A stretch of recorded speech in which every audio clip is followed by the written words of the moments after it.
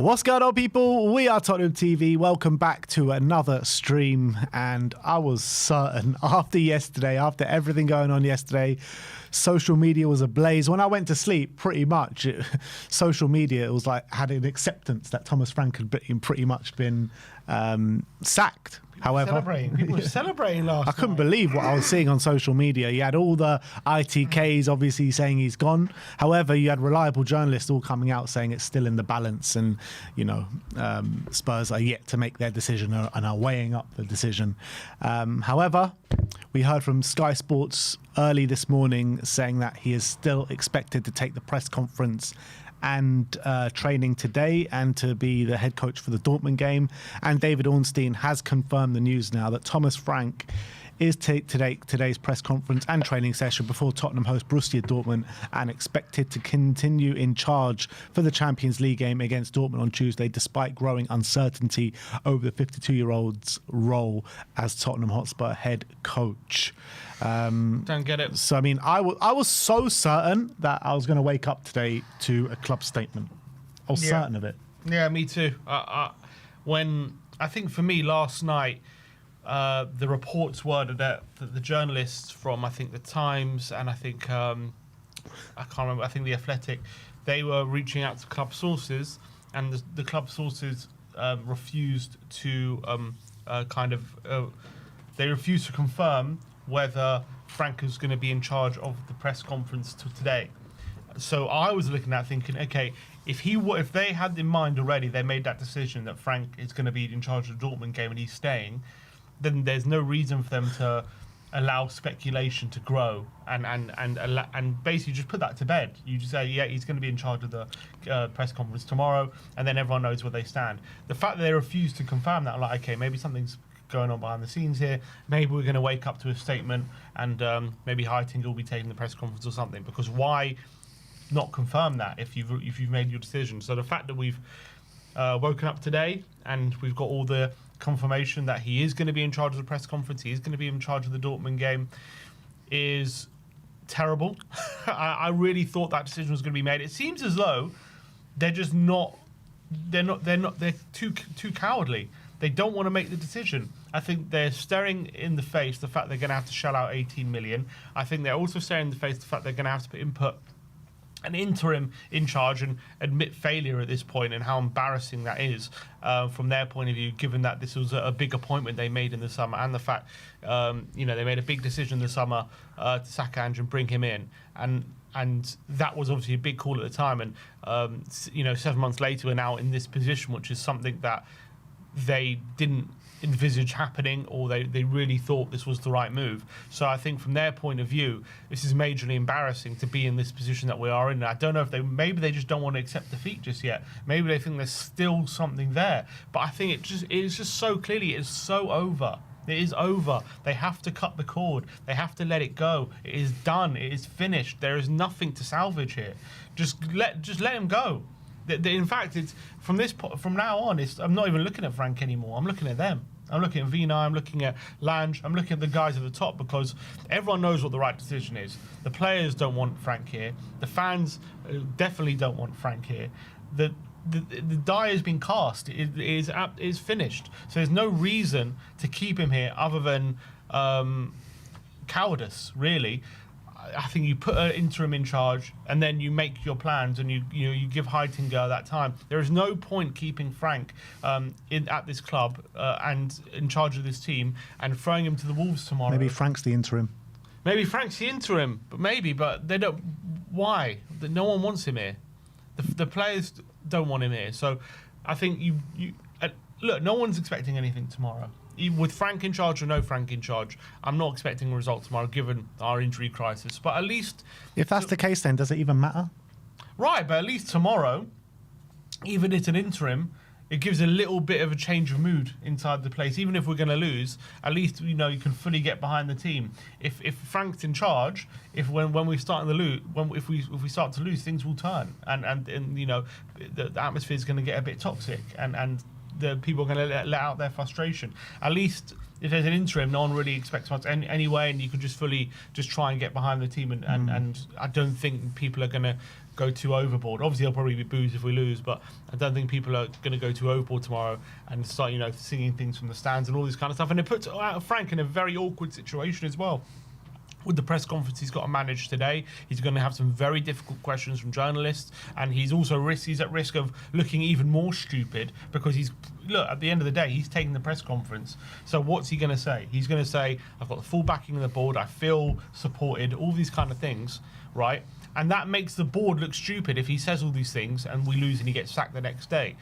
It's already made them look stupid, the fact that they said West Ham wasn't a must-win game. He then loses, and all of a sudden he's now under serious pressure, even though they said before the game it didn't really matter whether he won or lost because they fully back him. So that already makes him look stupid. Now Frank does his press conference under unbelievable uncertainty from lots of reports, and he says all the things that he's probably going to say, and then they sack him a few days later. It's going to make them look even more stupid. So I don't understand why they're persisting with this. I think you put a interim in charge, you maybe change the mood, maybe just get a little different voice in there. But at the end of the day, we've only got one training session anyway, so what much can an interim really do in terms of on the pitch? But it just creates a different kind of mood. I'm not saying it's going to even be positive, but it's just different. And I think that's what the players need at the moment.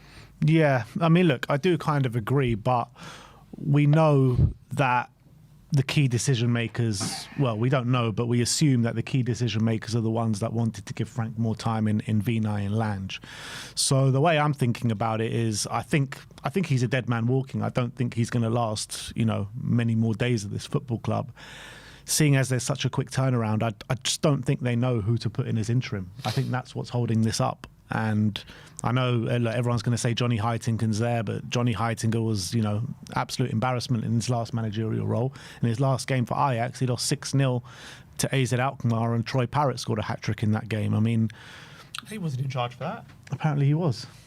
Oh, no, sorry, that was Ajax's last game. That was Ajax's last game. In November. But, he was an embarrassment at Ajax. Yeah. So putting Johnny Heitinger as interim is not exactly going to change the mood massively. I don't think it'll still be no chance of going on and doing anything in the game. So I don't know. I think they're just searching for an interim. They're searching for an alternative solution. I just think that's where we're at this moment in time. I want to believe that. I don't know if I do, to be honest, because I think at the moment we haven't heard any reports that they have made a decision to sack him, apart from ITKs behind the scenes. Whether you trust them or not, it's another question. We haven't heard.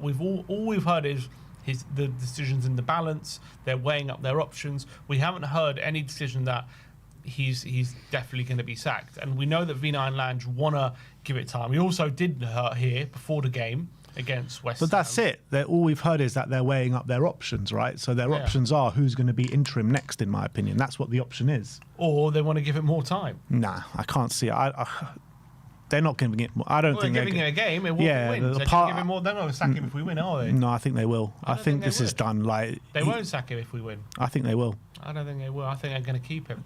They'll leave him in charge for the Burnley game. That's what they'll do. I can't see this lasting longer than the Dortmund game. I really think it's over. Well, I thought it wouldn't last till today, but it has. Yeah. He's still here. They haven't made the decision.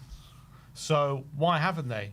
Because I do think they're scared about laying out that big amount of money for a manager they might still believe in, as much as it's clear for everyone else to see that this is over. This is done. Do they believe that? And if they don't believe that, they're the ones who have to sanction a payout of 18 million for a manager that they've been backing the whole season, for a manager that they have been consistent that they want to give a lot of time to. And they literally said on Friday that we're going to be calm. We're not going to make any. We want to give this time. What do they say? They're not going to make any they're going to be calm about their decisions, basically. On when Heitinger was appointed last week, they announced it with a picture of him shaking Thomas Frank's hand, right? So they announced that Heitinger's come in to work under Thomas Frank as his assistant. So for Heitinger to come and take over after one game is also hugely embarrassing, and I'm sure that wasn't the plan as well, that would happen. I think they might want to give this more time. I think that, because I think they would have cut the cord. I think everyone knows this is over. And I think they should have already had an interim in charge. I think this goes to show the massive incompetency of this hierarchy about about their football knowledge, about how they see things.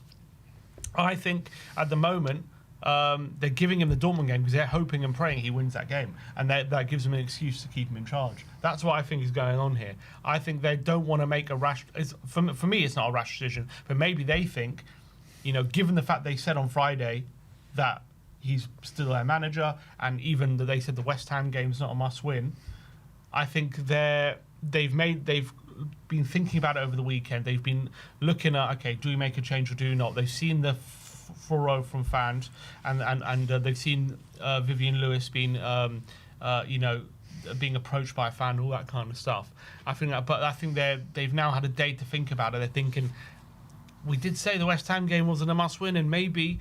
Are we being too emotional by bowing to fan pressure and all this stuff? Do we want to give it a bit more time just to see if there is anything to go here? I think that's maybe where their head's at the moment, because this decision should be made. Why is he still in charge? But it's not just about bowing to fan pressure. It's about bowing to the depressed squad and also voices in the boardroom who also have wanted Frank gone for a long time. So this isn't going to last much longer, I promise you. It's really not. You're right.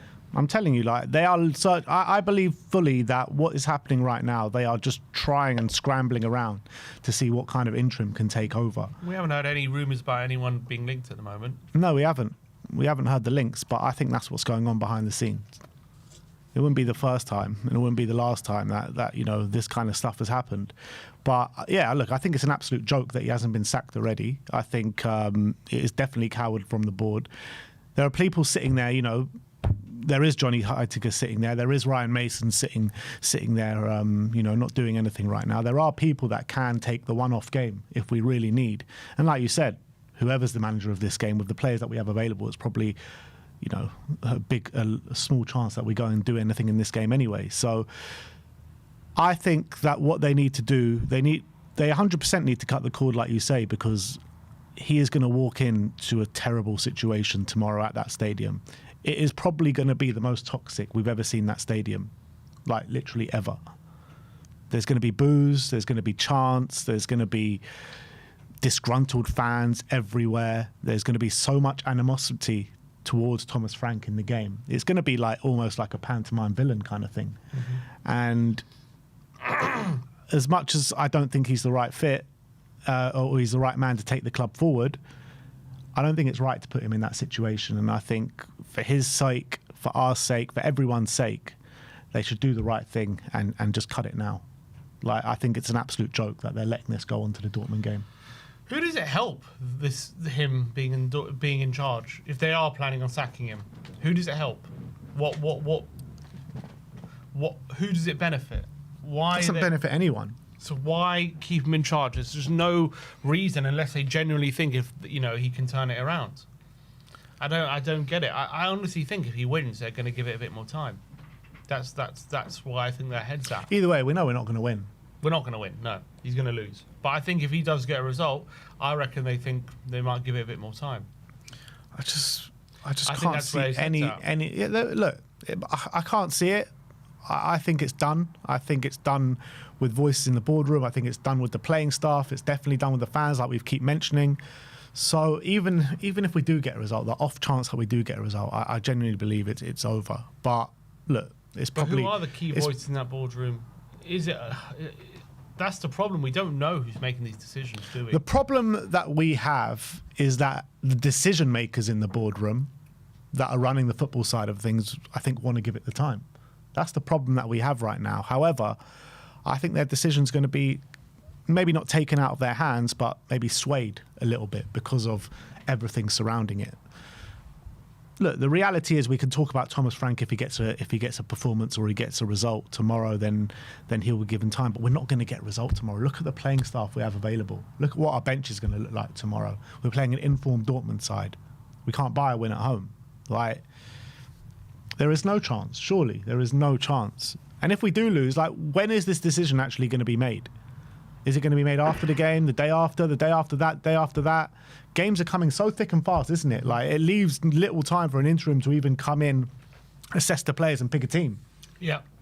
Which is why this decision should be made, should have been thought about a long time ago, and there should have been contingency plans in place, because this reality has been staring us in the face for a long, long time. And I think the fact that they're now scrambling to make a decision and they're not sure what to do, and that I understand is from their point of view, if they are struggling to come to terms with the fact that they're going to have to sack him.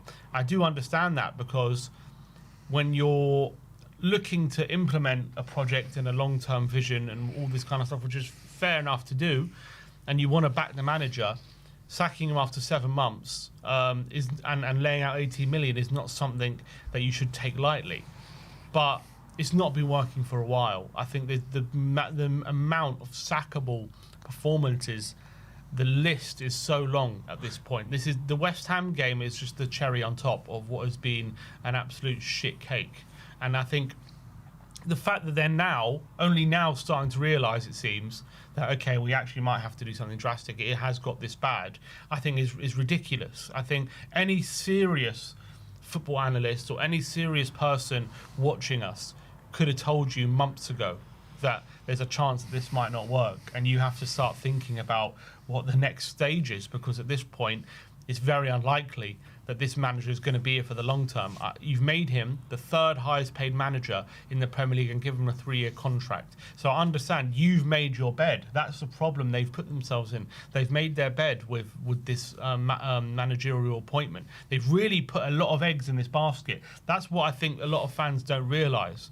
They've put a lot of eggs in this Frank basket here. So they're not just going to let it go after backing him just after one very bad loss. I think they're going to have a real think about it. I don't think they're just going to, we have a bad loss, fans are going to be calling for out, and they're going to give us what we want. I think they're going to be like calm about it. They're going to like look at the situation and think, do we really want to be doing this? Is this really what we want, or are we basically bowing to fan pressure? That's the decision they have to make. I think for me, it's clear to see what decision needs to be made. I think from every avenue, there is not really any avenue that points to Frank has to stay and Frank's got to keep his job. I don't see any kind of argument for it, apart from the fact that he's only been here 7 months, and maybe that's too short, but I don't believe that at this point. 7 months is a significant amount of time to start implementing some ideas onto the team. But I think they're looking at it thinking, we've invested a lot in this project. It's going to cost a head. It's basically a signing to get rid of him. It's going to cost a lot of money to get rid of this manager. We signed him for a reason. We went through this whole 30-point plan or whatever it was. They made this whole hullabaloo in the summer about they saw 30 managers. There was a 10-point plan about all these different things, and he ticked all the boxes. They made him the 3rd highest paid manager in the division, and now they're staring their horrible decision right in the face and how much it's going to cost the club and how it reflects on them, and they're not ready to let go. I actually believe that when I'm seeing what I'm seeing right now, the fact they want to give this another go and they want to see if there's any way this can still work or still turn around. And now, don't get me wrong, I'm sure right now, unlike before, they probably are sounding out other options, but I don't think they're ready to sack him yet. I think once you're sounding out other options, once you're weighing up a decision, once that thought process has entered your mind, there's only one way this is going to go. Absolutely. And he's going to end. He will be sacked. I've no doubt about it. But it's going to happen very soon. It's not like they're going to give him a couple more games or 2-3 more games to save this. I think once that thought process enters their mind, I think they are planning on sacking him. It's just a matter of when. Everyone said, even David Ornstein said yesterday, it's a matter of when, not if. Yep. But I don't disagree. I'm just saying they want to give it a bit more time, it seems. But them saying they want to give it more time, or them with the thought process that they give it more time, then surely they'll be just saying, like, we're sticking with our man for now. It's not when, not if. They didn't say that. That was Ornstein's. That was his thinking. That's not the reporting. It must that be was- that from was some his- information that No, he's no, no. had. If you listen to what he said, it was him reading into the situation. That's not what he's been told. It's when, not if. He said, given these things, he thinks it's when, not if. But he hasn't been told that. If that's what he said. But I think, as I've said, I think they should have been sounding out. This process that's happening right now should have happened weeks ago or even months ago. Like, they should have been having doubts about this a long time ago. And it seems as though it's taken this terrible West Ham game for them to finally even contemplate the reality that this might not work. And I think this is what I'm trying to get at. They're only just starting to contemplate that, I think, at the moment. I don't think they've fully decided this is over yet. And I think the fact that they've given him this Dortmund game in charge, I think they're hoping and praying that he can somehow muster out a result and bank a tiny bit more time to go on to the next game. And unfortunately, he's got to take it game by game at the moment, because I don't think you can look any further than that. But I think the fact that they're giving him this game, I think, says a lot, because I think they should have immediately sacked him after this West Ham game. That was so clear of an Should have sacked him at half time. He should be gone by now. And the fact that they're putting him in this situation into a hostile crowd, a crowd that want him gone, into a press conference, in a bunch of journalists who are going to ask why he's still here. The fact that they're still putting him in that situation tells me they haven't fully given up. Well, we'll have to wait and see what happens, but I can't believe that. I cannot believe that with the news and stories that we're hearing about their kind of thought process around it. Look, I think that was the thought process before the West Ham game, but now the West Ham game has happened. I think that's the straw that's broken the camel's back for a lot of people, not just people within the boardroom, but also fans like myself, like other people. That was the bottom of the line. That was the bottom of the barrel. That was a line that you just cannot pass. To lose to that West Ham team at home, it's over after that. And no matter what happens in the next 24 hours, no matter the thinking of what Vinay wants to do in terms of giving him more time, I think the general consensus of what they want to do is to part ways. And I think they just need to find an alternative replacement. And I think the search for the alternative replacement has started too late. And that's why he's still here for the Dortmund game. I don't think it's a case of money. I really don't. I think definitely money comes into it. 18 million. That's a hell of a outlay. Mm-hmm. I can't. How many bigger outlays have there been in history? It's probably one of the biggest, because he's got such a long time on his contract. 2.5 years. Yeah, and he's got such a long time, and he's so highly paid. I'm sure Mourinho's probably had about 3 bigger than that. I don't think so. You don't think so? I don't think he's had a contract as long as this, and when he's been in charge, when he's been sacked. I might be wrong. Look, I don't know for sure, but Frank has 2.5 years, and he's the 3rd highest paid manager in the league. I think those two things combined, I can't think of too many managers who have been in that position. And what about all the Chelsea sacked. managers that have been sacked over the years? Sorry? I think Potter made quite a bit. Like Potter all the made quite a bit. look at all the This guy is. Look at all we the have Chelsea to managers fork over the out years. 18 million on this. yeah, but look at all the Chelsea managers over the years. Yeah, what about them? Like surely, like they've all been, loads of them have been sacked so quickly with long contracts. Like I doubt, like this is. I doubt they made Potter the 3rd highest paid manager in the league. They might highly not, doubt but I that. think he had a longer contract. I don't know. Maybe. I would suffice that 18 million would be up there with one of the highest payouts the Premier League has seen. I don't know. I'm sure we can have a look at it online. Highest That's 15. Potter. Premier League manager payouts. Complete list, and that's manager wages. For payouts, sacking payouts. And also, like, we don't even know. There might be a clause in his contract to say if he gets sacked, doesn't even get paid out the whole contract. We don't even know that. Mourinho was paid 60 million by Tottenham when he was sacked. And he was paid 19 by United 2 years before. Conte was 26 mil at Chelsea. When he got sacked? Yeah, Well, how many years did he have left? don't know. Let's see. It's final year. So Conte, he was in his Who's that? Chelsea have paid out how much? 156 million. Bloody hell. Total payouts. We're second at 66 million. Yeah, I'm not surprised about that.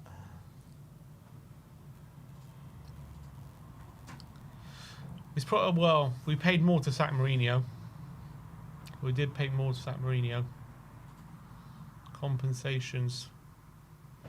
Anyway, my point being, it's a hell of an outlay. It still is. It's one of the top 5 most expensive. So it would be fourth highest in the history of the Premier League. But also, sometimes when a manager gets sacked and you get a payout, you get put on gardening leave, where you get paid out the rest of your contract until you take another job. Sometimes you don't get paid out that full amount, you know what I mean? Yeah, they might do that, I don't know. But either way, they're going to have to pay it out. And it's a big outlay.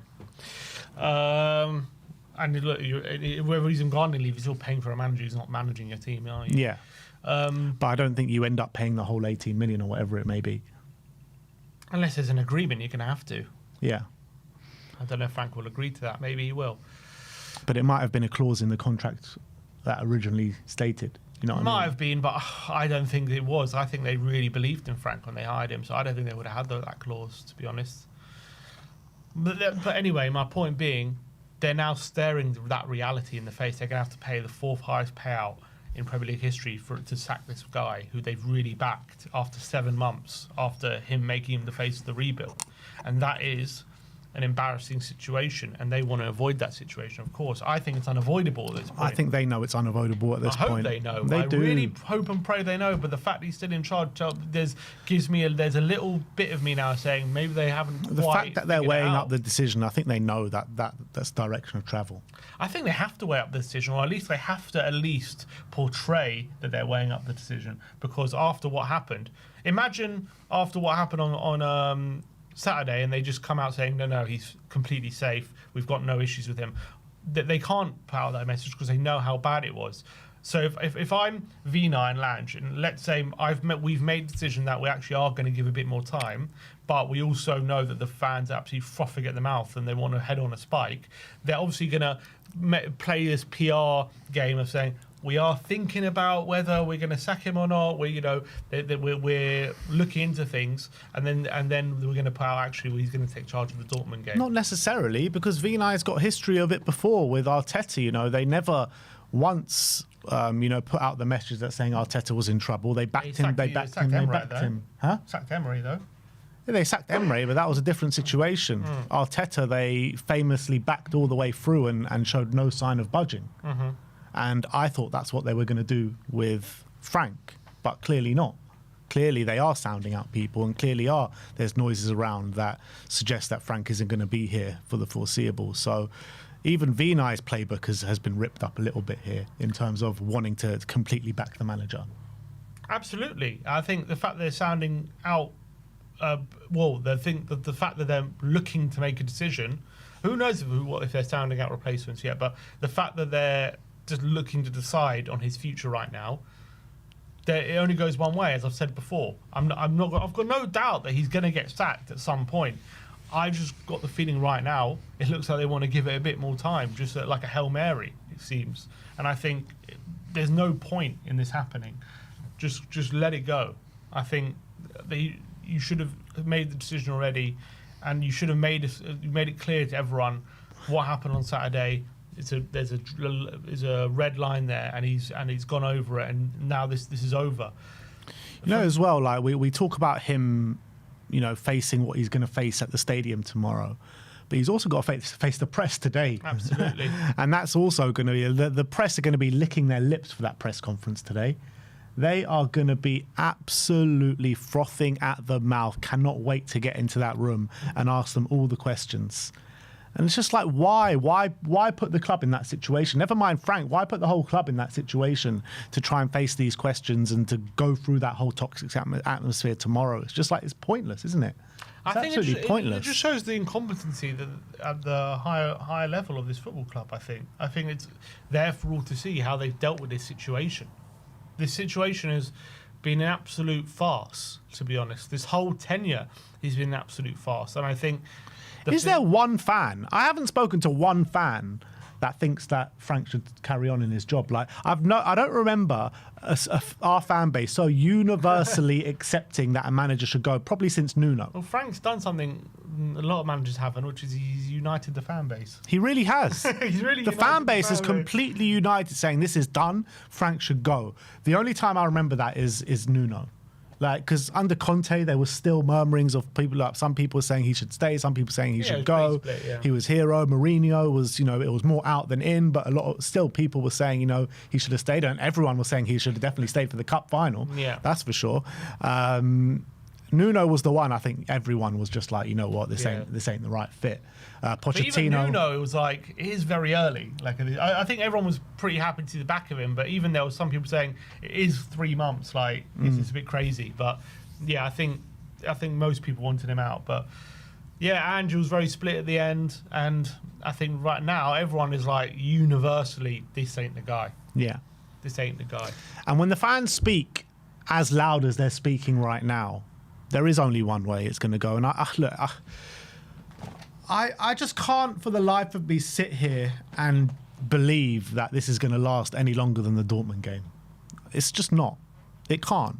It really can't. I think it's not tenable. Won't. I think it probably won't. And I'm hoping it doesn't. I really am. But their incompetency knows no bounds. That's the truth. I don't know. There was a comment someone kept putting in saying, is it mad for me to want to lose against Dortmund to get Frank out? That's another question. I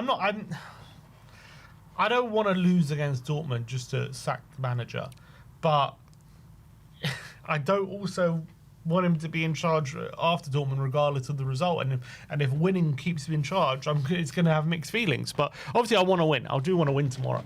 I think it's important. If I was to give you the option, win and he stays, or lose and he goes, what are you taking? Stays for how long? Just for one more game? Until time's up. There's no time frame on it. I think it's actually ridiculous to even think about it. Like, it has to be a win. Like, no two ways about it. Like, how can you actually sit here as a Tottenham fan and say lose so the manager can be sacked? That's crazy talk, in my opinion. No, even that you're thinking about it, it makes me sick. That's where we're at the moment. Like, you can't want to lose a game just so a manager can be sacked. I don't want to lose. I don't want to lose. I want to win. Come on. I want to win. But also on this reign of terror. Yeah, but that's fine. Like, but even if we win, we know it's going to end at some point because he's not good enough to be here. Honestly, I don't know this board. I honestly don't know. I don't know where their head's at. I really hope the decision's already been made and it's just a matter of them finding someone and putting him out of his misery. I really hope that's what's going on here. And I think it probably is. If you're looking at the situation, that's the most logical reason why he's still there. There's a little part of me that thinks, are Vina and Lange just digging their heels in here? Are they not giving up yet? We know Lange is very close with him. We know Lange is a friend of his. Worked together in the past. We know Vinay has history of sticking through a manager through thick and thin, even though it was a hell of a lot. It wasn't anywhere near as bad as this is. But sounding out replacements and weighing up a decision is not sticking with him through thick and thin. Even if you have that thought process, if you're sticking with him through thick and thin. I'm hoping that's what they're doing. We don't know for sure. But that's what all the reliable journalists are saying. Well, they're saying they haven't decided yet. They're saying they're weighing up the decision. So if they're going to decide to stick with him through thick and thin, there's no decision to weigh up. You're sticking with him. Yeah. Well, I think, look, at this point, you have to think about it. But whether you think about it and then land on the decision to keep him, that's one thing. Like the noise coming out of Tottenham and the press. We all know it's over. Yeah, yeah. But I'm saying, have V9 Lange come to that realization yet? Is my point. And there's a little part of me that's thinking, I don't know, maybe they haven't. I think they have. But regardless whether they have or they haven't, he's done here. He's done here regardless. Yeah. And whether it's 1 game, whether it's 2 games, whatever it is, he's not going to be our manager going into February at least. I think that's at the very maximum. But I can't see it lasting even that long. And all the transfer news has gone extremely quiet because we just can't even focus on transfers right now with this whole absolute mess. That's we've the got on our biggest hands. problem of it all. That's the biggest problem of it all, because we know the holes in the squad, we know the injuries that we've got, we know the players that are ineligible for the Champions League as well, but particularly in the Premier League, like the injuries are just mounting and mounting and mounting and mounting. We need players through the door. And what player, like even with Frank, with the future up in the air, without Frank, without a permanent manager, who can you convince to come here right now? It's ridiculous what the situation that we're in right now. Well, there's reports as of last night. Tottenham are looking at Javi. They are Javi Hernandez, that is. Yeah. They like Javi Alonso. Oh, do they? Who else did they say? I can't remember. I think those were the two names really those yesterday. names. You know what? At this point, I'm ready for Javi Hernandez. Give it a go. I'm ready to risk it. I like the Problem is idea. It's a massive risk because there's managers available in the summer. Would you rather Javi now or Poch in the summer? I guess is like the question. I think Javi Hernandez will be an exciting appointment. Definitely. I think Javi Hernandez will get the players on side. I think straight away he'll command the respect of the player because of the name he has in the game. I think he's got a history of working with young players and developing young talent, as we saw at Barcelona. You know, look at all those. Obviously, they've got an unbelievable academy, and you know many managers can do it. But you know, he nourished and made a lot of young players flourish and given them their debuts in the Barcelona team that we're seeing like be stars right now. So I think it could work with the team that we have now, or the set of players that we have now, with the young players that we have coming through. However, I'm not sure if he's that kind of elite manager that can take us to the top, but I think he's a manager that can get us fighting and being competitive again. That's where I'm at with Javi. No one really knows Yeah. like how good he is because he did well at Barca. Like he wasn't a bad manager. He won the league in his first season. He finished second in his second season, and it was a weird ending. Like they announced at the end of the season that he was staying, and they were good. He needed a new contract, and they announced that he's going to get another season. And then something happened, and all of a sudden that changed, and they decided to let him go and bring in Hansi Flick. And obviously he's done pretty well since coming in, but he's not like he failed at Barca. He was actually quite good, and in his first season, it was seen as a really good job he did. Was Javi the manager when they lost 6-1 to PSG and then turned it around, or was that a different manager? That was a while ago. Was that who was? Did he lose to PSG in the Champions League? He was manager in like 2022. So what was his Champions League record? Didn't they lose to PSG? He might have done.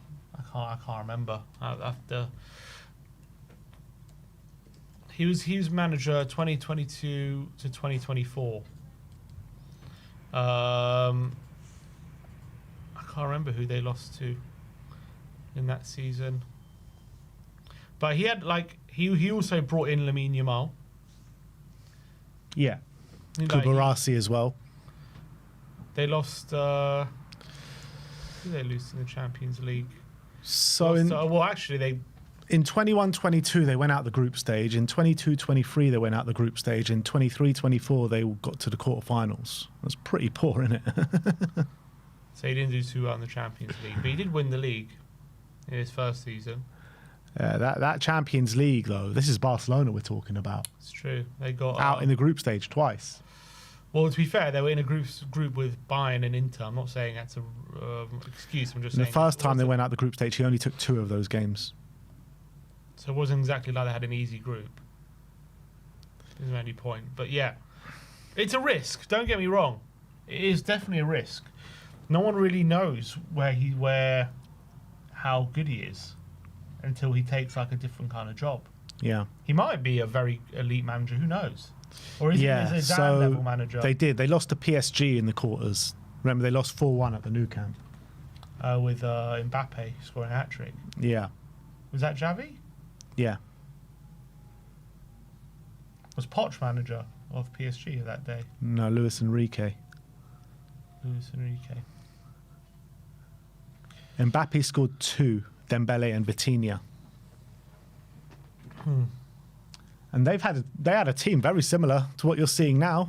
Barcelona, not very different. Rafinha, Lewandowski, Lamine Yamal, De Jong, Gundogan and Pedri. Kubarasi, Araujo, Koundé, Cancelo and Ter Stegen. Very similar team. But Yeah, look, his Champions League performances have been pretty poor, to be honest. Okay. But I definitely think he would command the respect of the players immediately. We have a player named after him in our squad. I think he has aura. And I think he will obviously try and get Tottenham playing the football we want to see. I think that's clear. I think that's also definitely the first point. But there's obviously question marks about it because he only ever managed in Qatar and Barcelona. You don't really truly know how good of a manager is he. Like, is he a great manager who won the league and could have had more time at Barca and for one reason or another he didn't? Or is he not quite there, which is why they got rid of him? Who knows? It's hard to know. Because it's just hard to judge. That's his only job. Yeah. And when you're at Barca, you get how much talent you get. You get so much talent at Barca. Yeah, for me, I think I would probably prefer to wait for the summer. But if they were to go for Xavi, I think it'd still be an exciting appointment, and I'll be backing it and wanting to see where it goes. But I think I'd probably prefer to wait to the summer. That's where I'm at with it. Looking at the Europa League as well, went out in the quarterfinals to Frankfurt. Just about got over the line against Galatasaray. Beat Napoli. And the next year, 22-23, they lost in the intermediate stage to Manchester United. What's the intermediate stage? That is... They lost to Man U. They drew 2-2 at the Nou Camp and lost 2-1 away at Old Trafford to Manchester United. Yeah, that was Ten Hag's first season. His European record is actually shocking, to be honest. When was he in charge of? He was in charge for 3 years. He took over halfway through the first season. Ah, okay. But yeah, his European record should send a few alarm bells, to be honest. However, he's probably going to be managing a team that don't have European football next season. It's true about that. That's also true. And we just need something different. I don't know. I'm willing to risk it at this point. I'm willing to risk it. So you'd prefer to go for Xavi now than wait till the end of the season? If he's willing to come, I mean, who can we really realistically get at the end of the season apart from Poch? Yeah. You could try and convince the Stuttgart manager to come. Seb Honus. Is he any more proof that he's elite? I don't know. Maybe we could, but maybe he's a better fit. I'm not 100% sure. But Xavi, is there any much evidence he's much better than Xavi? I don't know. Maybe there is because he's done it at a different level, but he's doing the Bundesliga as well. Different kind of job. Yeah. Does he come with the same aura as Xavi? Sebastian Hoeneß is doing it at probably a similar level, which he's going to have to come in at Tottenham and do it. You know what I mean? Mm-hmm. Xavi did it with much better players. Absolutely, it's true. So there's that comparison to make as well. He knows the standards as well. He knows the standards. Yeah, but is he going to get the standards here? Well, we have money. Yeah, so we have money, but do we have the pool? We'll have to find a way. I don't know. I think I'd rather someone who sets the standards than someone just, I don't really care for that argument. I think if is he going to get it here, we'll make it happen. How do you make that happen? You develop players, you're smart with your recruitment, you make it happen. That's what you got to aim for. You don't aim for lower because you don't think you can do it. You aim for but there's no guarantee that Xavi's even a better manager than Sebastian Hoeneß, so it's not even about... Available. Huh? Yeah, he's available. That's what I'm... Fine, he's available, but in the summer we know that there's going to be a much bigger pool of managers available. Yeah, and which ones are going to come? Well, We don't know who are better than Xavi, is my point.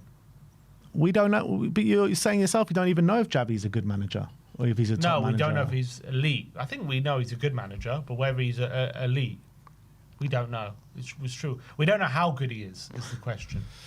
That is true. We don't. I think his European kind of run so far suggests he's not elite just yet.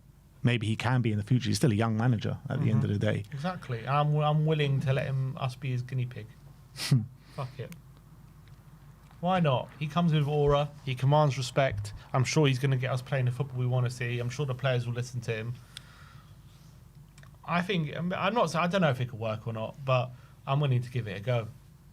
Look, I'm willing to give it a go. Like I said before, like if he comes in, I'll be excited and I'll back it to the fullest. Would I rather Xavi now or Poch in the summer?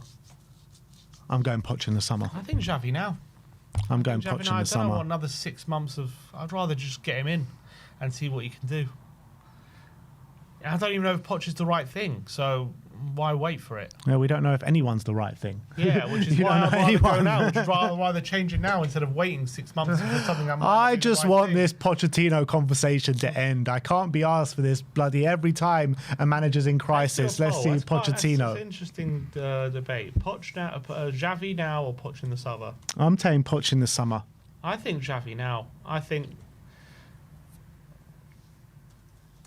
Let's see what the people think.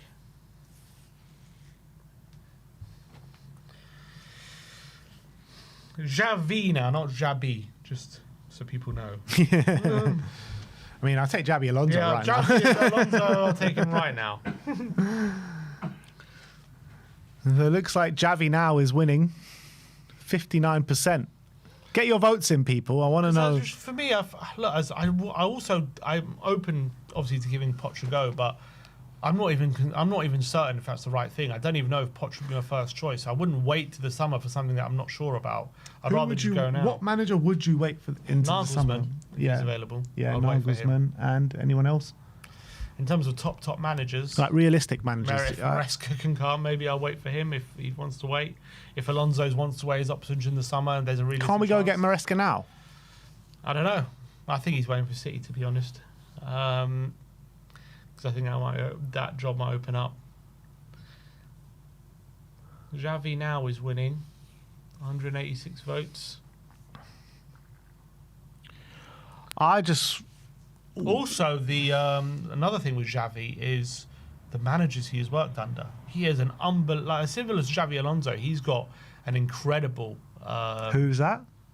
Xavi Hernandez. Oh, the managers he's worked under, yeah. The amount of amazing managers he's learned from and worked under and taken things from.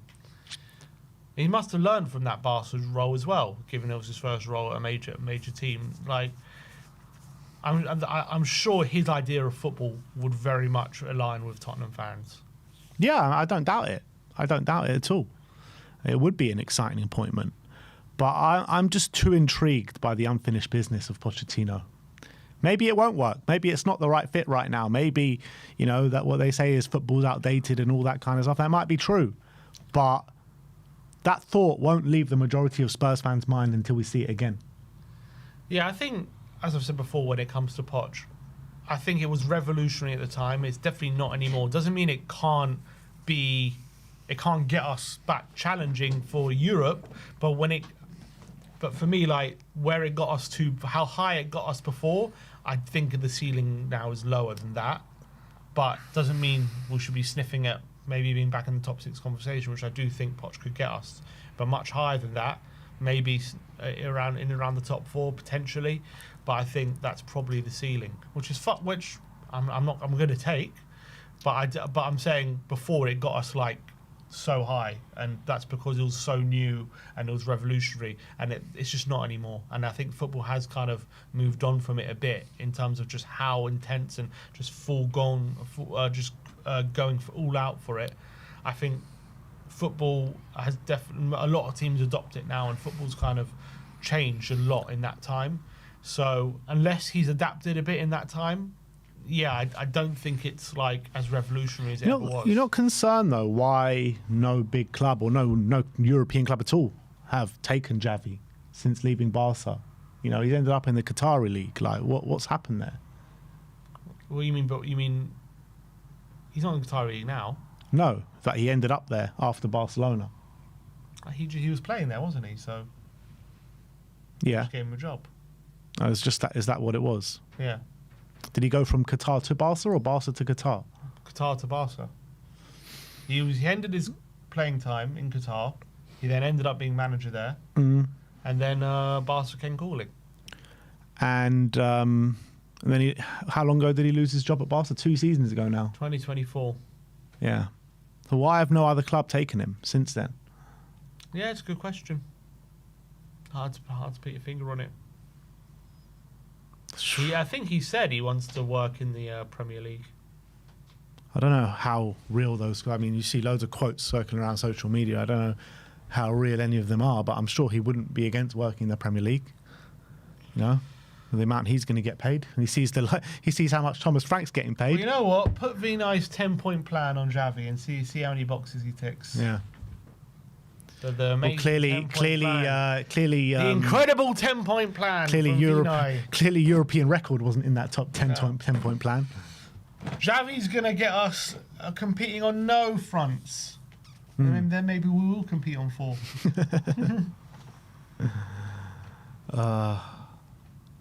I just feel Xavi, we're kind of going on Xavi for youth development and his name. Youth development is a big thing, though, because the way he's developed youth is quite amazing, to be honest. That's his biggest selling point, in my opinion. Yeah, he did bring in a lot of young players, and he was. But then again, it is La Masia. I'm not saying it's easy to bring in youth players just because it is. Mate, we got a golden generation here. Exactly, we've got our own little Lily White Masia. Come on. He's going to make Mikey Moore the new Lamine Yamal. Mikey Moore's arc after Xavi comes in will be nothing short of sensational. Once Xavi gets his hands on Mikey Moore, he's going to be Ballon d'Or contender. Let's get in a couple of super chats. Jermaine Williams says, what if they hire Ryan Mason and make a massive U-turn like a top 6 finish? Do they lay him off in the summer or to continue with his project? If Mason comes in and finishes top 6, he probably gets the job. That would be incredible at this point. Yeah. But I wouldn't want to give it to him. How many points are we off the top 6? I think it's growing. I think it must be 7 or something. We're closer to the top 6 than we are relegation. Probably. 6th, 34. We are on 27, so 7 points. Yeah. And relegation 10. 10. All right, we're still looking good. We also have the least points in 2026. So yeah. But how many games has there even been in 2026? 3? Well, Brentford was the first game, wasn't it, in New Year's Day? 1, 2, 3, 4. 4. And an FA Cup game. Yeah. Extreme says, no to Poch. I say take Nagelsmann after the World Cup. Look, the Nagelsmann ship has sailed, man. We should have got him when Poch got sacked. That's when we should have got him. I think if we would have got Nagelsmann when Poch got sacked, we might not be in the mess we're in right now. Because we just chopped and changed philosophies. Went for Jose. Went for, everyone knows who we went for after that. It's just like, Nagelsmann was the guy to go for, wasn't he? When we sacked Poch. Yeah, that was... Sacking Poch shouldn't have had him. Yeah, but that was, if we had to sack him, then Nagelsmann was the guy. That would have been a forward-thinking appointment. Like a... Told you all at the time. But we went for Mourinho. Bad decision. You wanted Mourinho. It's your fault. Yeah, I'm part of the problem. Fabro Tias says, what manager would have the best usage of our current squad? Don't really believe in tiki-taka style of Xavi's Barcelona, even if it was more direct. You don't believe in them? Who do you believe in? What kind of football do you believe in? I think obviously Prime Pep Ball's also changed a lot, hasn't it? Since they don't even play tiki-taka anymore. Yeah, so it's changed a lot, even that. So is tiki-taka outdated? No, I don't think it's outdated. I think they do play football. It's not like they don't try and keep possession and break teams down, but they also have an element where they can go direct now, straight to Haaland. Yeah, and I think so. I think they've got a bit of a hybrid, but there's a reason why they're getting Cherki, Foden all closer together. They do try and play a bit of tiki-taka as well, for sure. I don't think that's completely gone.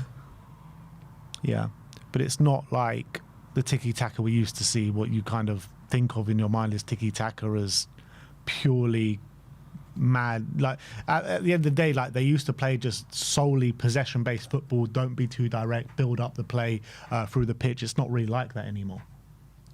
I mean, they do that. They're probably the closest ones to it in the Premier League because no one else really does it. But they do have, like you say, that element of direct style of play, and they get a lot of goals through that. A lot. Yeah. Jacob Bannister says, if the players are against Frank, could they down tools tomorrow for a vital game tomorrow to get him sacked? If we win tomorrow, will the board keep him? Well, I hope that they've got enough professionalism to go out there and try and win the game. That's what I hope.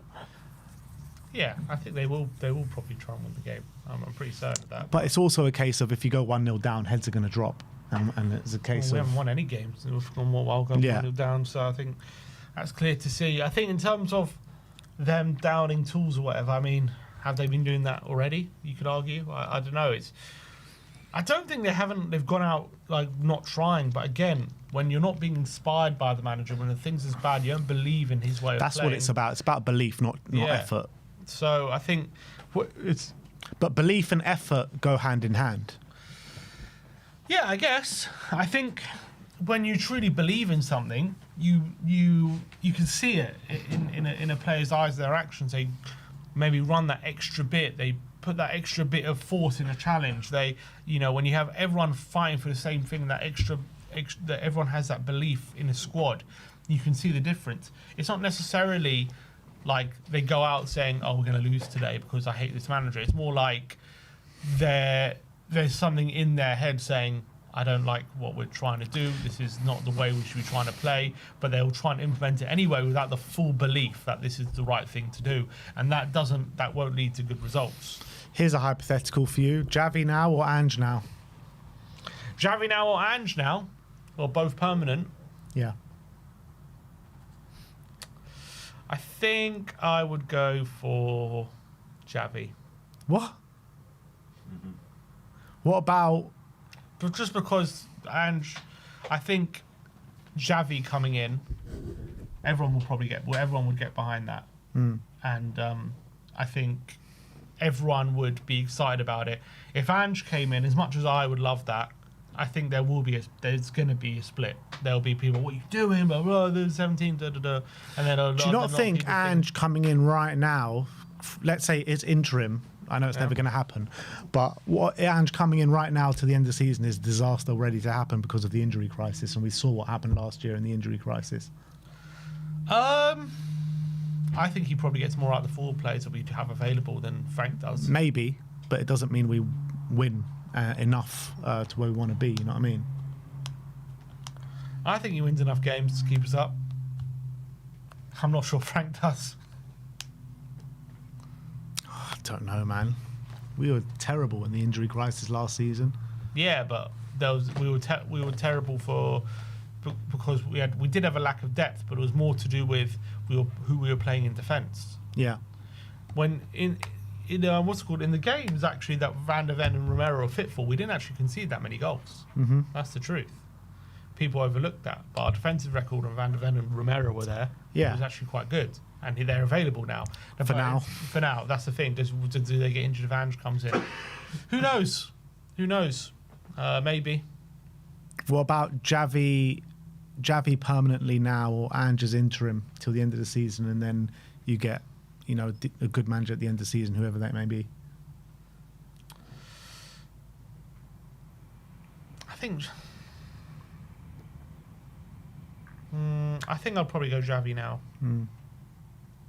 I'd rather just give Javi a go and see what he can do. Javi or Maresca? I think Maresca's a safer bet, so I'll probably go Maresca. Interesting. So right now, your number one shot would probably be Maresca. If we could of available managers, yeah, or be Alonso, but obviously he's not coming. Yeah, he'd be my number one.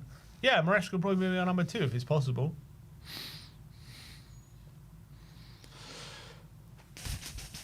Just trying to gauge what the chat's saying. A lot of the chat want to see Ange back. I would take Ange back. I think he can get us playing.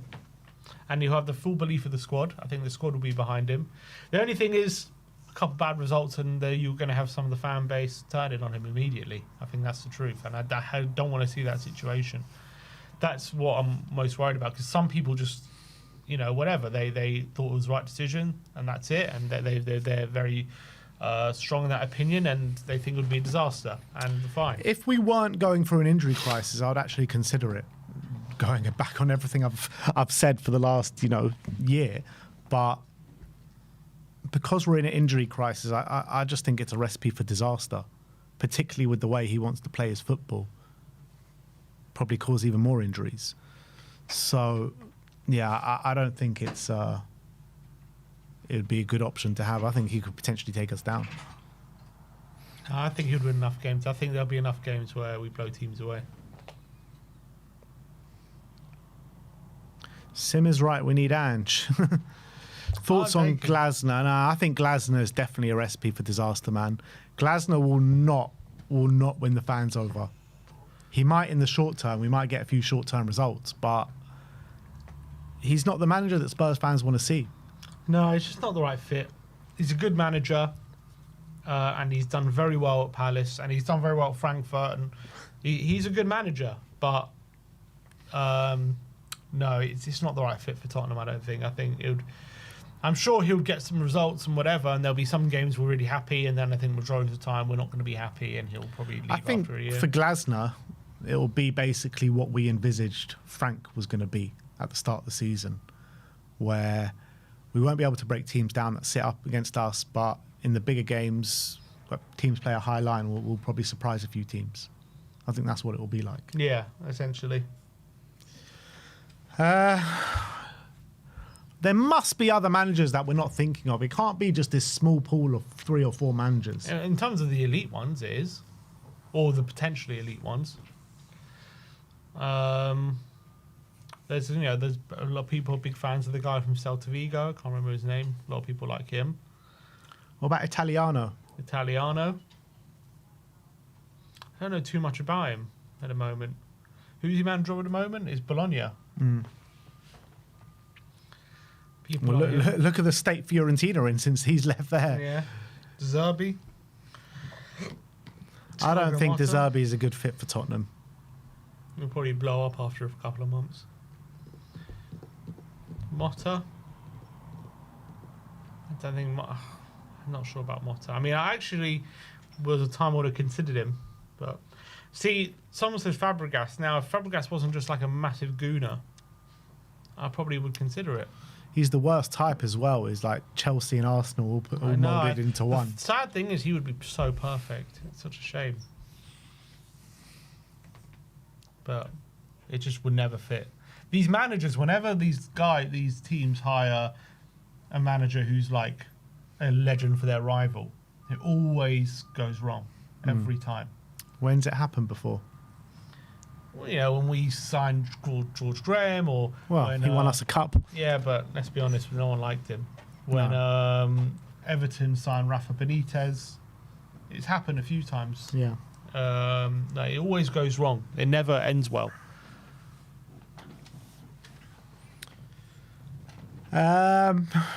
We also hired an Arsenal man to take over from Bill Nicholson. That was strange thinking at the time as well. Yeah, you're talking about the 70s, though.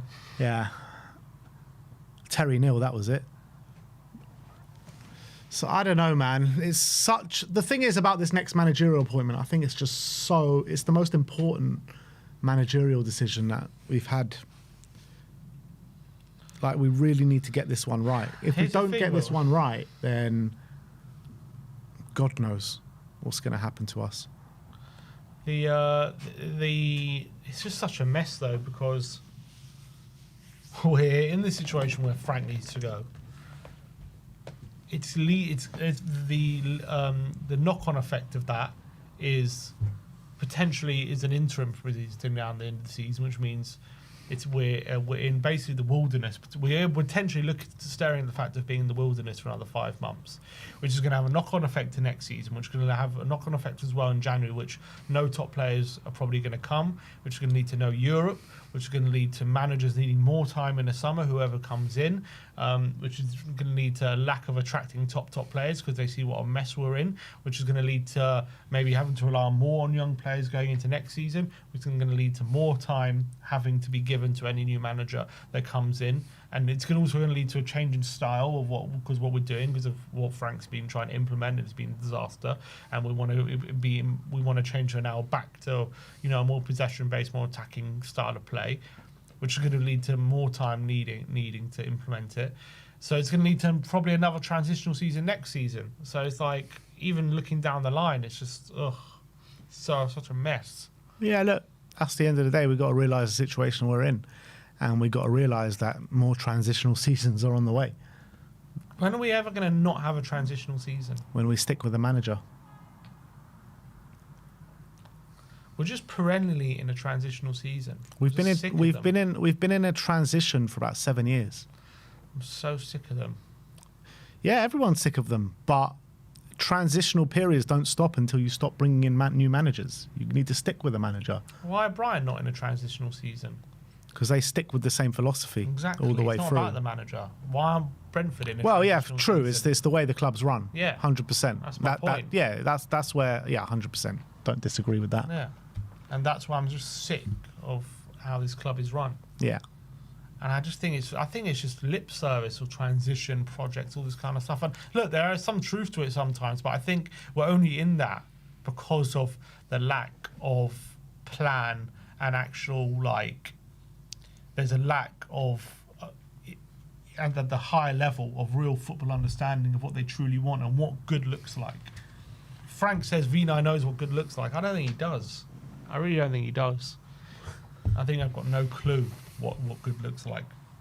I think they've got no idea. But the reality is that because we went down the Thomas Frank route, whoever comes in next is going to have to royally fucked us. Be transitional.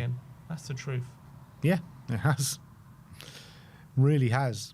And nobody knows where to turn now. This is up there with the most damaging appointments we've ever made. Yeah, it seems that way, doesn't it? It does seem that way. Nobody knows the way to fix it. That's the big problem.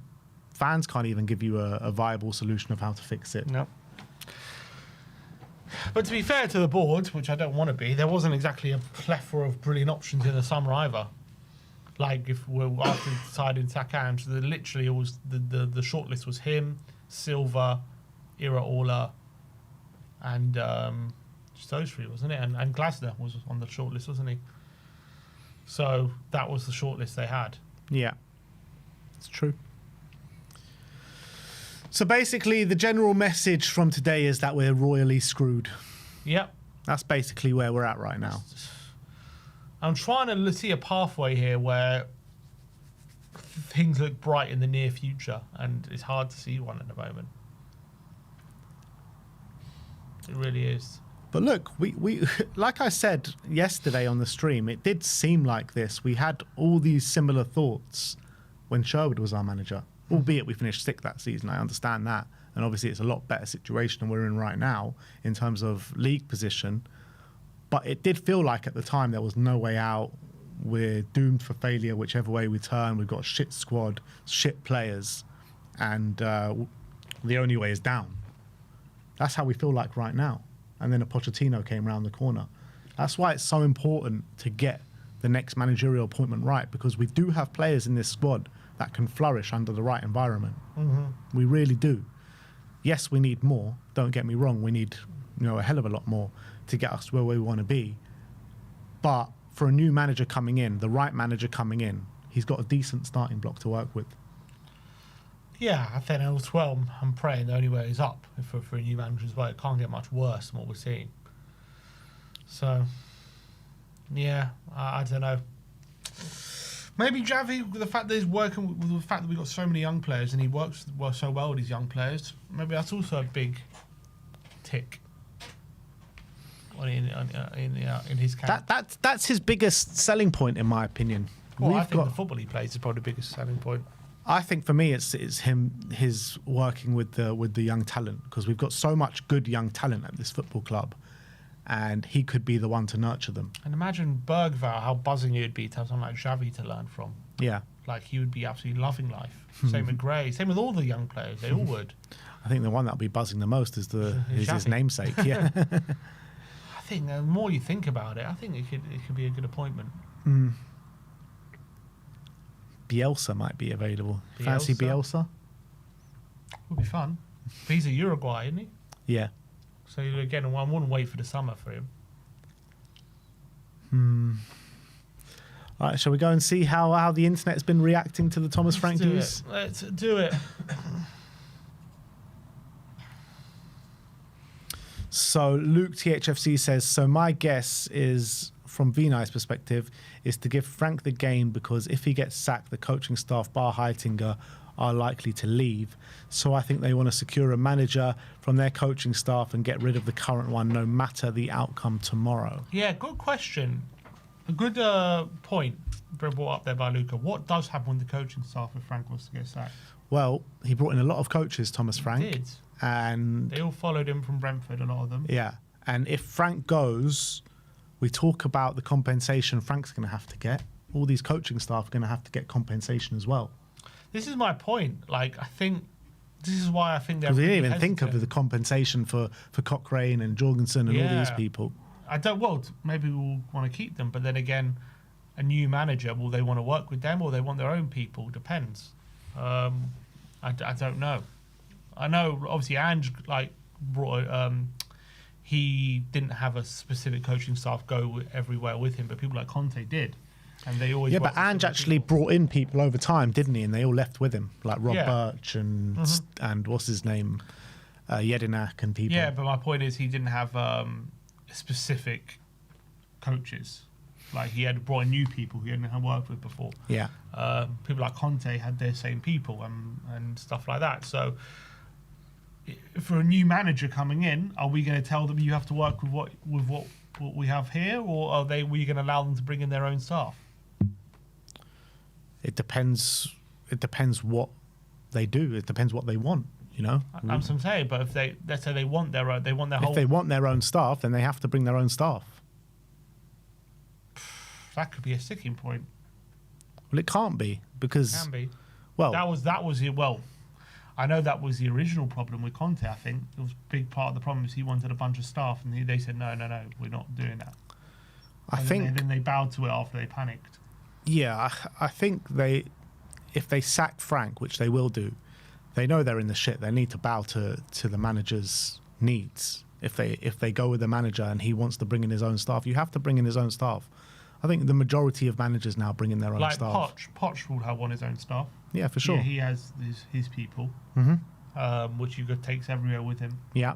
So definitely he would want his own people. But we had a whole big song and dance about how good Cochrane is. Like, people, Heiting has just come in. But these coaches might not even want to stay if Frank goes.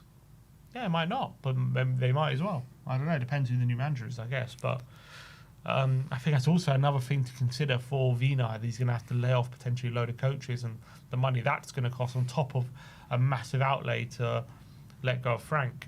It's a real sorry situation which they've put themselves in here, and I think that's part of the reason why they're just so hesitant to end it.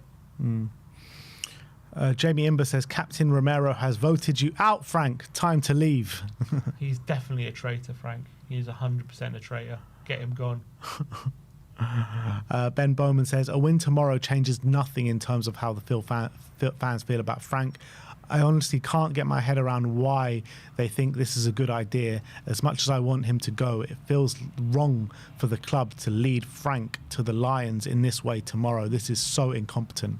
So true, isn't it? It's just like, what are they thinking? What are they thinking? If I was Frank, I would resign, but then again, he won't get his payout, so actually I wouldn't resign. But I agree. It's just it's from our point of view, looking from the outside in, it's a bunch of nonsense. How is he still here? What's the point of carrying this on? But maybe they're just feeling differently within the boardroom. Maybe they're feeling like we need to give this a bit more time. I don't know. It's they crazy. are idiots, man. They're absolute idiots for not sacking him this morning or last night. It should be over. It's madness. This limbo is not helping anyone. It's absolute madness how they haven't done it. It really is. I can't believe it. I genuinely cannot believe it. That he's still our manager and he's going to take a press conference today. Man United had an interim to the interim. Yeah. That's what we should have done. Will Hester saying, can the players just do a Senegal and walk off at the first whistle, please? Imagine Romero leading it as soon as the first kick off. All right, everyone, we're going off. That was nuts last night. That was crazy. I've never seen anything like that before in my life. I think that's what we need to do. We need a big walk off when the kickoff happens. Return of the Shelf says, for what it's worth, I think the decision is made, but there's work to do behind the scenes to form a plan on what to do next, which is a worry in itself. Have open training at 2:15 today. Gave the club a very tight deadline. Then pre-Dortmund press conference 3:30.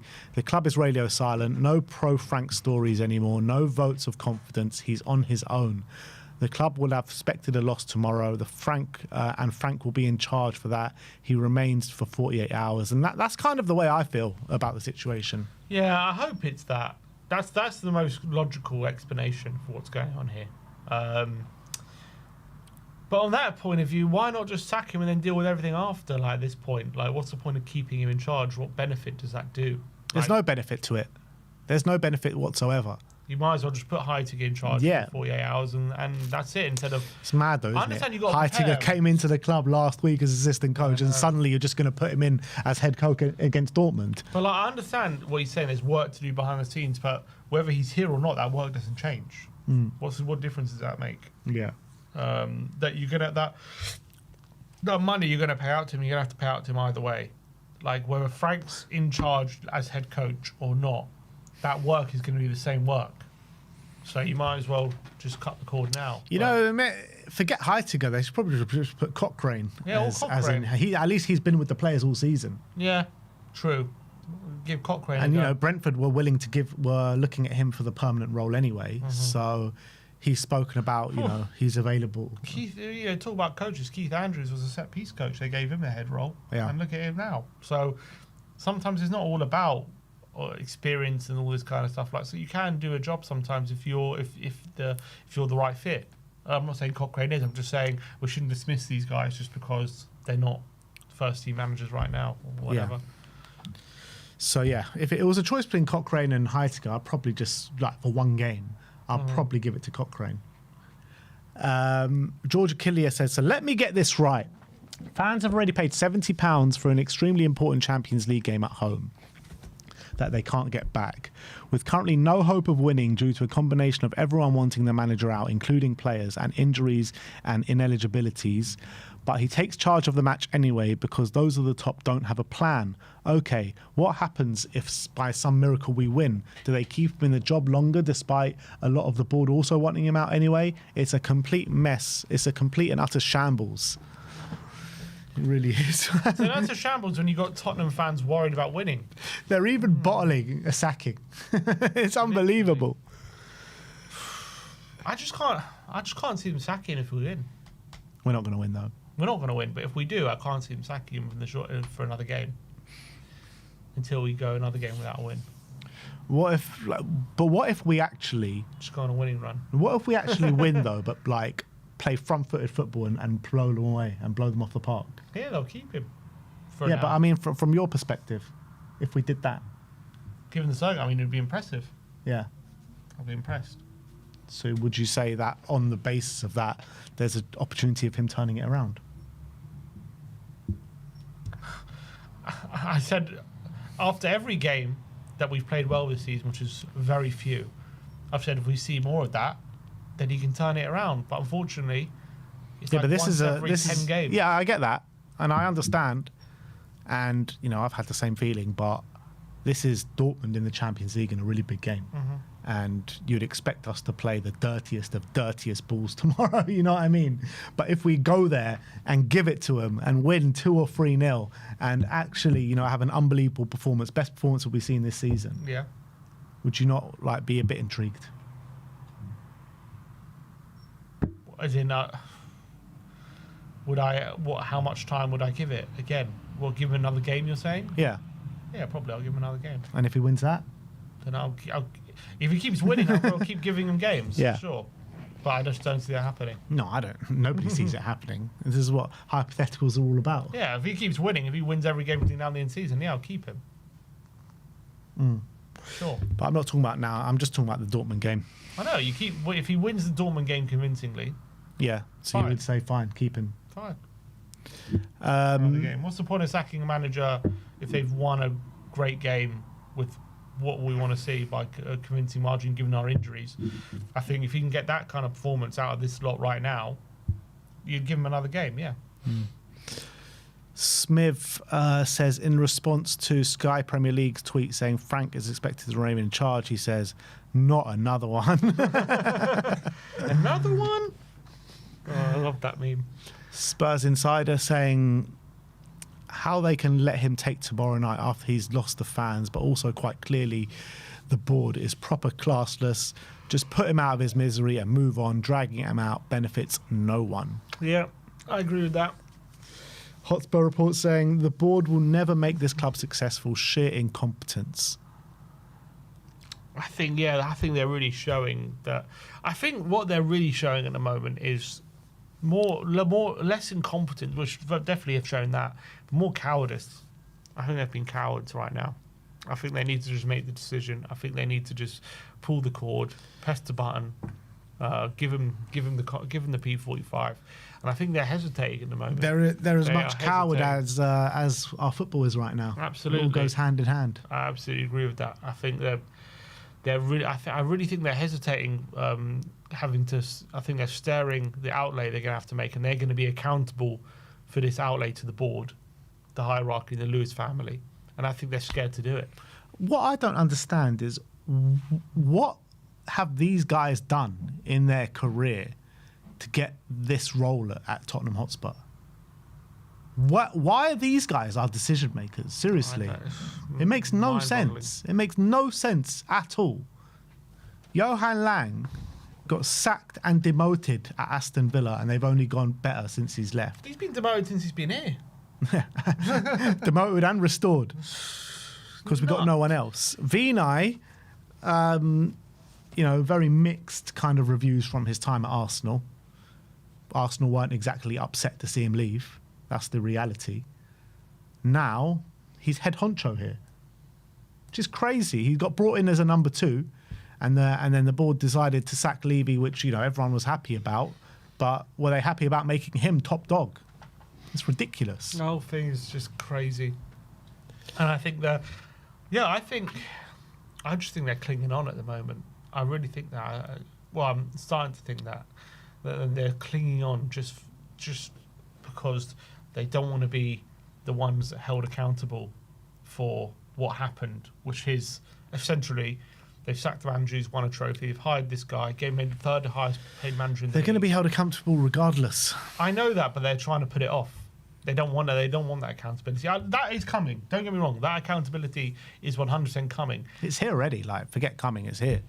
I'm talking about between them and the board. I'm not. The fans are on their back. Don't get me twisted. I'm saying right now.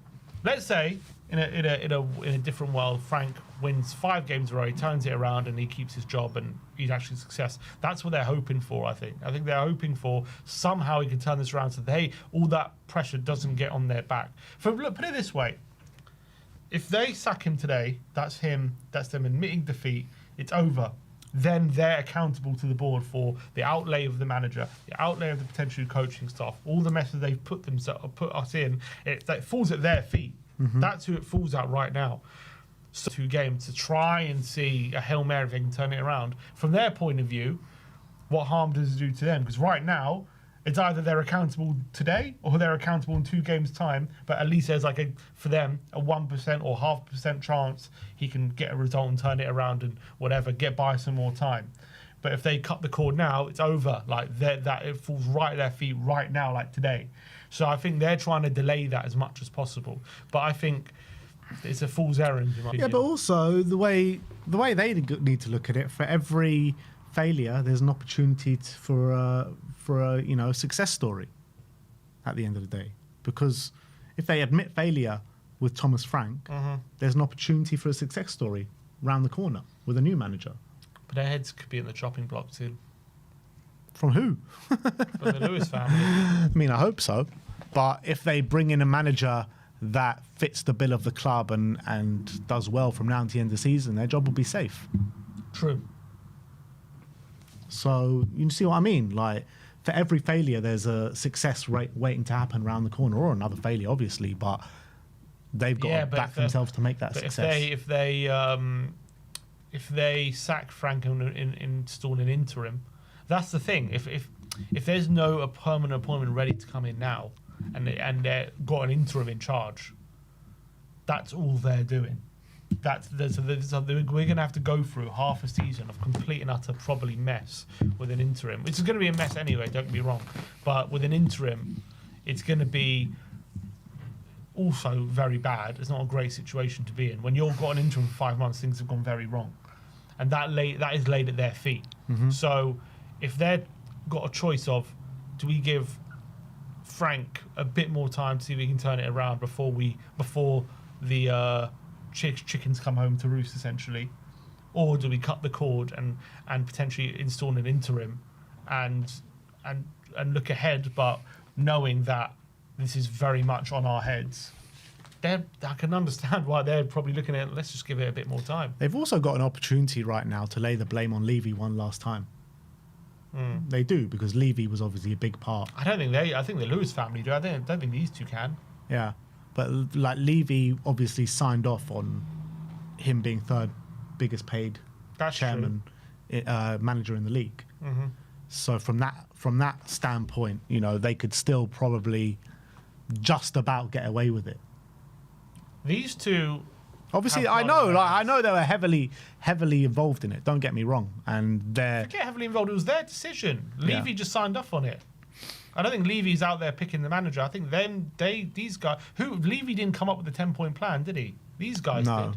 I think these guys did, but I think he was involved in it as well. He's involved in everything. I don't think Levy's out there deciding, coming up with who should have been the manager in terms of his own idea. These guys came up with a 10-point plan. They did this whole 30. Like, I don't think Levy was there sifting through 30 managers. It was these guys. It was them two. Yeah. These are the guys responsible for. No, these are the guys ultimately responsible, but there is an opportunity for them to blame Levy. There's an opportunity there.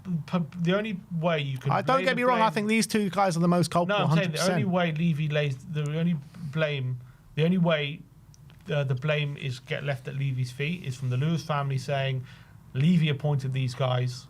Levy brought them to the club. They're the ones who made the decision about the new manager and had this 30-point plan and a flawed process, and that is the ultimate failings of the previous ownership, and we're not going to let that happen. So the only way the Lewis family or Tottenham get away with laying this at Levy's feet is if you get rid of these guys. Yeah, and I think that would suit everyone, to be honest. Jacko says the reports don't make sense. We said to Frank that we'll sack him, but we give him the game versus Dortmund. What if we win the game?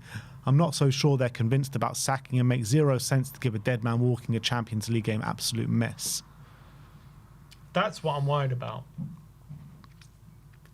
Yeah. That's what I'm worried about. I really hope that's not true, and I hope it's just a matter of case of they're sounding out, which I'm sure they are. They're maybe looking at alternatives, but have they? Is that decision been made? That this isn't. He's now had his. This is like one game and that's it. I'll tell you what, this press conference is probably the most highly anticipated Frank press conferences there've ever been. Crazy, isn't it? Miss Fretton says, such poor thinking at Tottenham. There's a very strong likelihood that Frank gets booed from the moment his name is read out at the stadium tomorrow night. Recipe for disaster and will probably ruin our Champions League chances too. I mean, that's been happening for a while now. It's not even like the first time. But tomorrow it's going to be bad. It's going to be real bad. Yeah, I'm not looking forward to it tomorrow. Yeah, but that is it. That is the way the internet did react to the news that Frank is staying for at least the Dortmund game.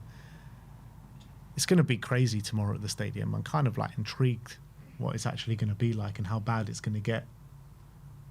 There's so many tickets available. It's going to be empty there tomorrow as well. But the noise is going to be deafening. Yep. That's what they say. So, how many? Is there a lot of seats available? You're saying? A lot, yeah. Yeah.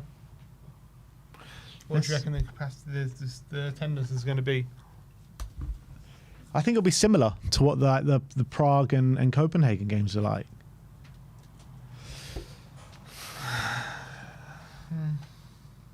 Let's have a look.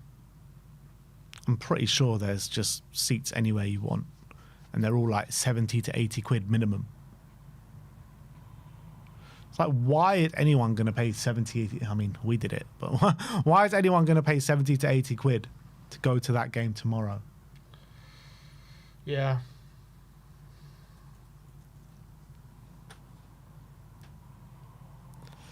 Just trying to get it up. My thing's crashed. Yeah, I can't get it up for some reason. Can't even get on the website. Oh, here we go.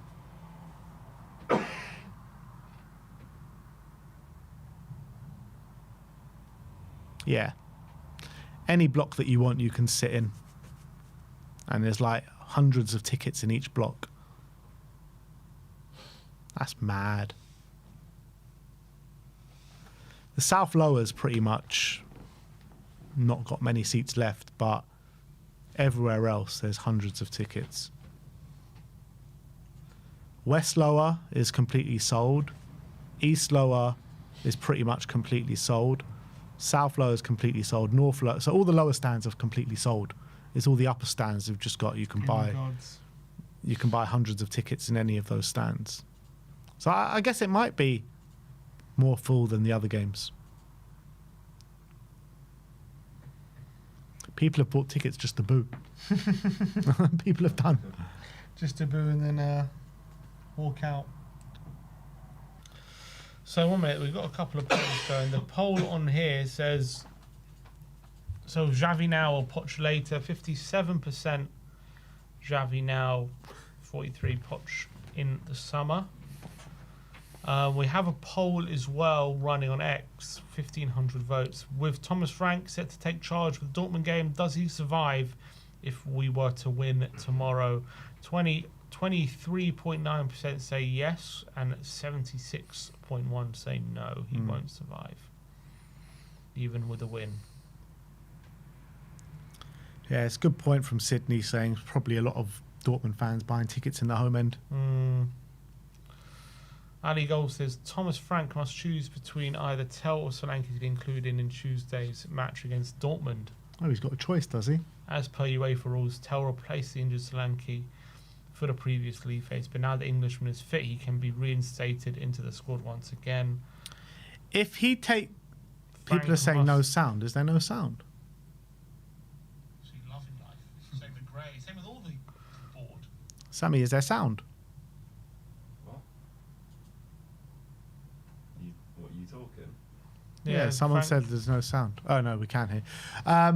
I think must decide if Matty's Tell gets taken out this squad for tomorrow, he should hand in a transfer request. Absolutely, I would stick with Tell. He's played better, and Solanke's looking... Solanke's not fit. He's not fit. He's looking very rusty at the moment. So why would you choose him over Tell? Now, genuinely, if Tell gets taken out, that is a massive sign of disrespect, in my opinion. It's just also not the right thing to do. Just I wouldn't do that. Yeah.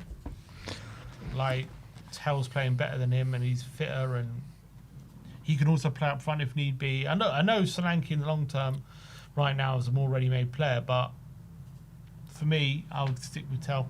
Yeah. And play. He has to start tomorrow. Yeah, for sure. God, the predicted lineup's going to be so hard. It's going to be fun. How are we going to do that? Yeah. God, I've got no idea who we're going to play where. It is going to be difficult.